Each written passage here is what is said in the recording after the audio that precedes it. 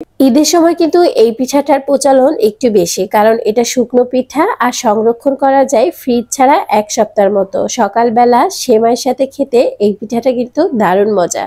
অতিথি আপ্যায়নে বা ঈদের সময় সকালবেলা সেমাইয়ের সাথে এটা পরিবেশন করতে পারেন, সবাই অনেক বেশি পছন্দ করবে। আর এটা মুখে দিতে একদম মিলিয়ে যাবে, একদম সফট আর রসে টয়টম্বুর এই পিঠাটা।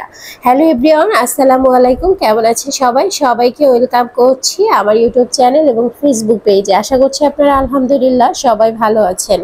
পিঠার ডো তৈরি করার জন্য প্রথমে এখানে আমি 4 কাপ পানিতে 1 কাপ গুঁড়ো দুধ দিয়ে দিচ্ছি। আর দুধ দিয়ে যদি এই পিঠাটা খোলা হয় তাহলে পিঠাটা অনেক বেশি সফট হয় আর খেতেও কিন্তু খুবই ভালো লাগে, ভিতরের লেয়ারগুলো অনেক বেশি হয়। পিঠা তৈরি করার জন্য অবশ্যই দুধ দেওয়ার চেষ্টা করবেন। এখন দুধে একটা বলক আসার পর আমি এর ভিতরে ময়দা দিব। আজকে পিঠাটা আমি আটা না ময়দা দিয়ে তৈরি করছি। 4 কাপ পানির জন্য 4 কাপ ময়দা দিয়েছি। পরিমাপটা ঠিক রাখবেন। আটার ডোটা যদি ঠিক হয় বা ময়দার ডোটা যদি ঠিকভাবে করতে পারেন তাহলে কিন্তু পিঠা একদম পারফেক্ট হবে। সামান্য লবণ দিয়ে দিয়েছিলাম। এখন 5 মিনিট ঢাকনা দিয়ে ঢেকে এটাকে রেস্টে রেখে দিয়েছিলাম ভালোভাবে সিদ্ধ হওয়ার জন্য। অনেকেই ভয়ে এই পিঠাগুলো তৈরি করতে চায় না, কারণ ভিতরের লেয়ারগুলো ভালো না হলে এই পিঠা শক্ত হয়ে যায়, খেতে খুব একটা ভালো লাগে না।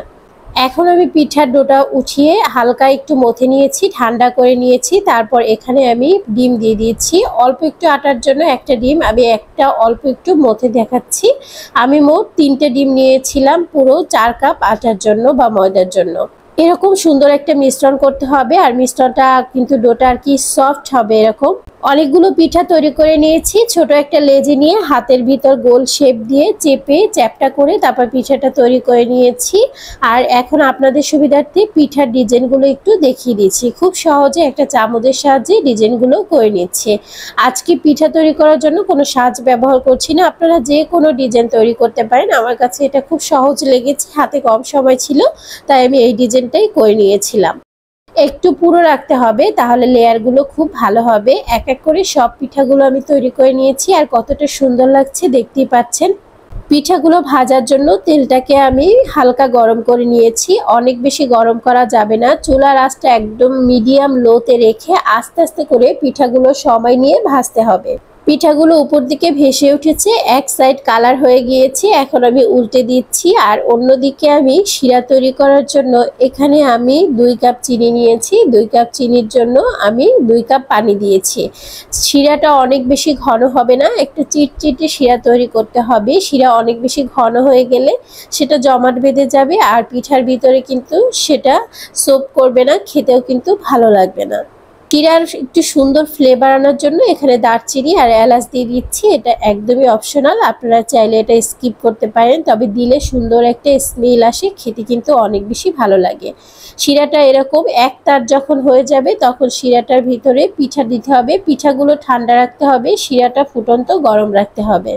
ছোটখাটো টিপস ফলো করে যদি এই পিঠা তৈরি করেন একদমই পারফেক্ট হবে। আমি বলবো 100% নো ফেল রেসিপি, খারাপ হওয়ার কোনো চান্সই নেই।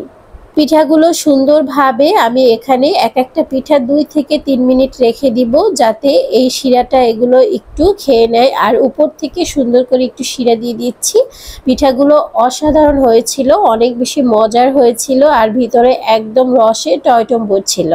ঈদ উৎসবের আগে পিঠাগুলো তৈরি করে রেখে দিতে পারবেন। নর্মাল অবস্থায় কিন্তু এটা 7 দিন একদমই ভালো থাকবে। আর সেমাইয়ের সাথে কিন্তু ঈদের সময় এই পিঠাটা পরিবেশন করতে পারেন, অনেক বেশি জমে যাবে। এক এক করে সব পিঠাগুলো আমি শিরার ভিতরে দিয়ে নিয়েছি। আর দেখুন পিঠাগুলো কতটা গ্লেজ দিচ্ছে, শিরা খেয়ে একদম টয়টম্বুর হয়ে গিয়েছে। তো আজকের রেসিপি কেমন লেগেছে অবশ্যই কমেন্ট সেকশনে জানাবেন। ভালো লাগলে লাইক শেয়ার কমেন্ট করবেন। বেশি ভালো লাগলে আমার চ্যানেলটি সাবস্ক্রাইব করতে পারেন, আর বেশি ভালো লাগলে আমার পেজটি ফলো দিয়ে রাখতে পারেন। আজকে এখানে বিদায় নিচ্ছি। সবাই ভালো থাকবেন, সুস্থ থাকবেন। আল্লাহ হাফেজ।